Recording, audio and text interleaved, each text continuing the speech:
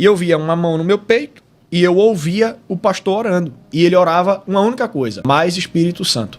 Acabou. E nesse processo aí de trabalhar a faculdade, de estar ali junto e etc., eu comecei então a ir com Bíblia, comecei a ter uma busca mais forte para entender o que era o batismo do Espírito Santo. Sem a linguagem do batismo do Espírito Santo, não tinha essa linguagem, não tinha esse acesso, não tinha esse conhecimento. Eu só me deparei lendo Atos.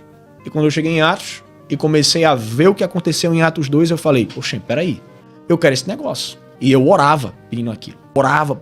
Sem qualquer tipo de ensino doutrinário ou de detalhes acerca do que era, eu só orava pedindo: eu quero isso. Até que um dia, chego em casa, deito à tarde, vou dar uma dormida e começo a ter um sonho de que eu tava dentro de uma vigília.